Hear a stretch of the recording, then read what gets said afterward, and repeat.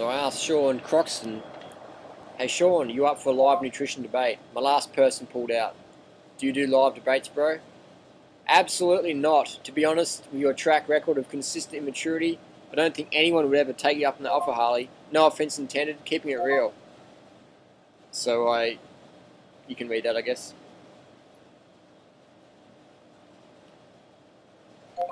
So I thought, fair enough. I'm immature, I'm an asshole. How about these guys? They're mature, they're not assholes. Did Sean answer the question? No way. He just attacks the messenger.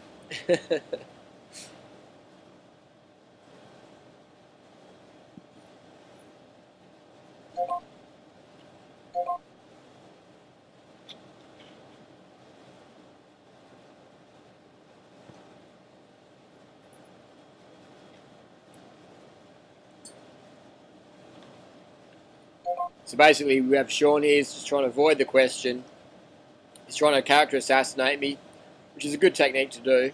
So what I did is I've asked the question again, and I've kept my cool, so we'll see what happens. But yeah, these guys, man, Daniel Vitalis just pulled out, Sean Croxton's pulling out, all these paleo crew, man, flaky as. Flaky as.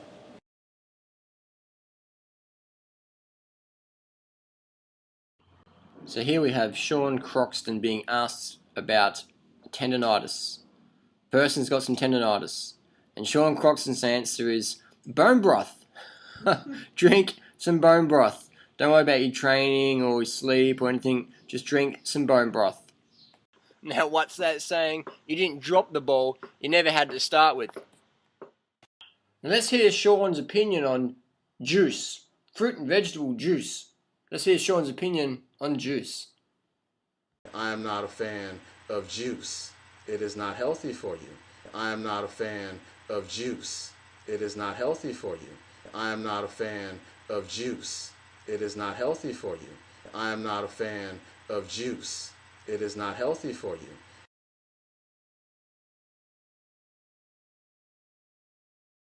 Oh, apple. What can I do with this apple? What can we do with the apple? Interesting. I don't know. How about we process it in a factory and put it in little pills and put it in little plastic containers and FedEx them to people's houses. Lightweight, expensive product. They get the antioxidants. They don't eat the fruit. Doesn't make any sense, but it makes a lot of dollars on ignorant newbies. Don't eat fruit, drink booze, and take antioxidants in little plastic pill bottles. Great. And then we have Sean Croxton. Sean Croxton. This is Sean here. He goes by the 80-20 rule. 80% of it do it right and 20% do whatever. So Sean's enjoying his 80-20 rule there. This is Sean's website, undergroundwellness.com, very popular forum. And Sean says only eat fruit if it's in season. And when it's not in season, guess what's in season? My Protandium. What is that? That's an antioxidant supplement. You know, so again, it says it's got more than oranges or wine. You know, so again, these people are saying, don't eat too much fruit because it's got too much sugar in it. But hey, man, my supplements are always in season. Sean said you can't be a vegan because you won't get enough protein, you know, blah, blah, blah. And in actual fact, Sean's not even that muscly. I know vegan bodybuilders who have more muscle than Sean. So he sells meat and he also sells protein powder. But, you know, you can't get enough protein as a vegan, so eat meat and buy the protein powder. Interesting. So you're consuming tons of fruit sugar when you're drinking all of this juice. Thus, fruit juice is leading you to diabetes. So what's happening here? I had too much sugar. I think I got diabetes.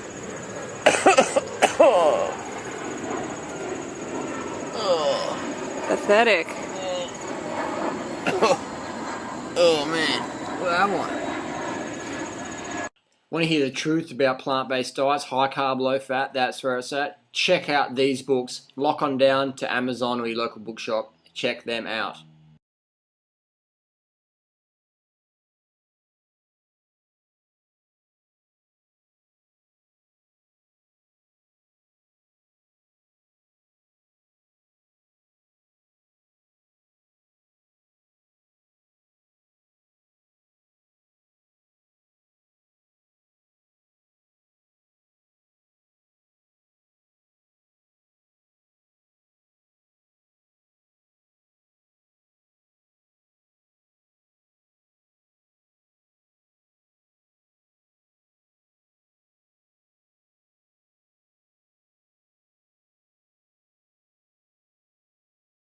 Completely different things. They work completely differently in the body. And until we realize that, we're just going to keep pointing the finger at fat.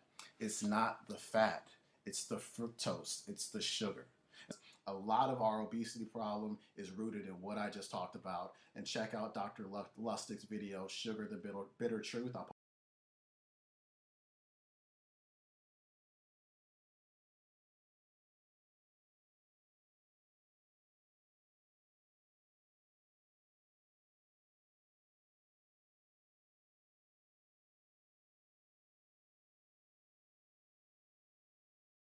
Let's look at some proponents of some high carb, low fat, plant-based diets.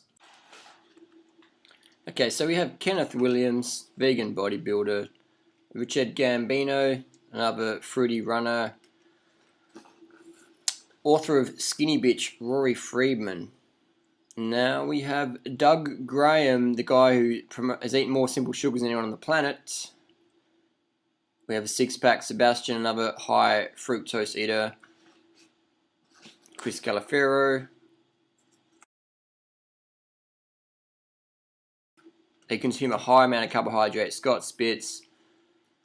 Noah Hannibal, Australian heavyweight bench press champion, vegan for 17 years. Rich Roll. Now Gary Taub says exercise makes you fat. I don't know about that. Robert Cheek, veganbodybuilding.com. Mac Danzig, UFC fighter. And we've got Freely. I'll let that photo explain itself. We've got Mike Arnstein, just a photo last weekend. He won the Vermont Ultra Marathon, 100 miler. Smashed it. Ruth Heinrich, long-time vegan triathlete. Alexander Dagarts, another crazy vegan carb bodybuilder. Another one of the boys from veganbodybuilding.com. Carl Lewis, coached by Dr. McDougall, another proponent of high-carb, low-fat, plant-based. Dave Zabriskie, loss of exercise, loss of carbs. He looks pretty thin. Scott Jurek, a 24-hour record holder, world's greatest ultramarathoner. Marcus Patrick, long-time vegan, fitness model. High-carb. Robert Cheek, goosing around, veganbodybuilding.com. Tim Van Orden, running raw, elite stair climber runner, masters champion. And here's yours truly from the other day. Check it out. And these jokers say carbs make you fat, exercise makes you fat, eat more fat to lose fat. I just don't know about that. I don't know about these high-fat, fat-looking, out-of-shape people who are selling you fruit in a jar or fruit in a pill, saying don't eat fruit but buy my antioxidants.